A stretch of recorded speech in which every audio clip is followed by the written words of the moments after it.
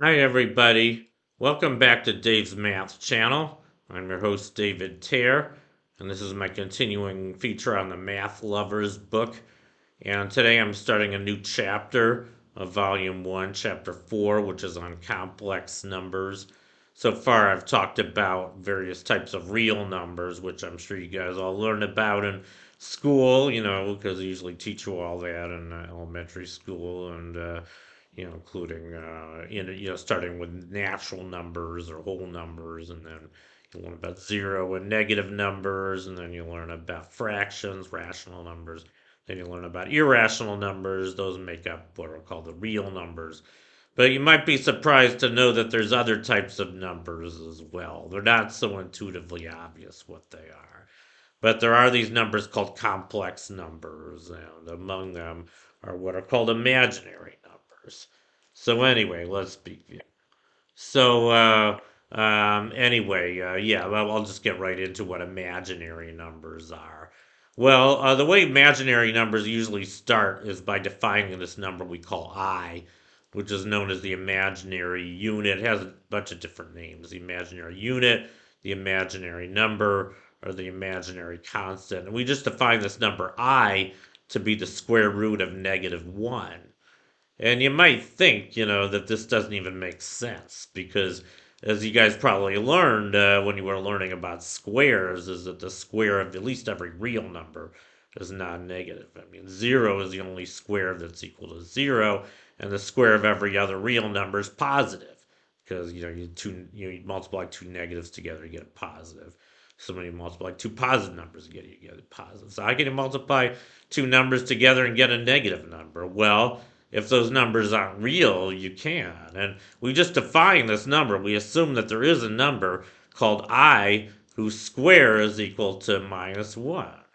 And, it took me a while to accept this. I think my dad taught me about the imaginary unit. He called the imaginary number when I was just 9 years old. He said, what's the square root of -1? And I think I told him, I was very smart at math, and I told him there is no such number. He said, well, yeah, there is. It's called I.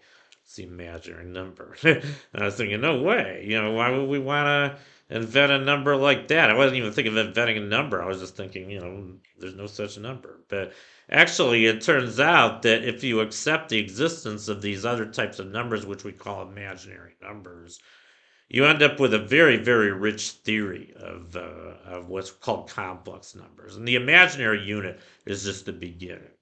I mean, that's just one imaginary number, but there's infinitely many other ones. And for instance, what if you take the square root of any other negative number? What about the square root of -4? Well, you can write that as the square root of -1 times 4, and you can write that as the square root of -1 times the square root of 4. Well, the square root of 4 is 2. So that's just 2 times the square root of -1. We already said my square root of -1 was I. So that's just 2I. And in the same way, you can get any multiple of I that you want, at least any real multiple of I. Just take the square root of minus k, or let's call it minus x. That's I times the square root of x, where x is any real number. So that's going to give you all these numbers of the form basically yi, where y is the square root of minus x. So we've started with numbers that are real. You can think of those as being on the. I'm kind of jumping the gun here, but the real numbers, as you guys probably know, form a line, the number line. I'm sure you guys all learned about that in grade school. If you want to include imaginary numbers as well, you have to go from a line to a plane. I'm going to get into this in the next lesson. That's on the Argon diagram, also known as the complex plane. But it turns out the complex numbers, those are numbers of the form x plus yi, where x and y are both real. The set of all numbers of that form a plane. And you can think of them as vectors if you like. I don't know how many of you guys learned about vectors, but you've got two-dimensional vectors where you got components x and y. X is, if you like, the horizontal component, and y is the vertical component.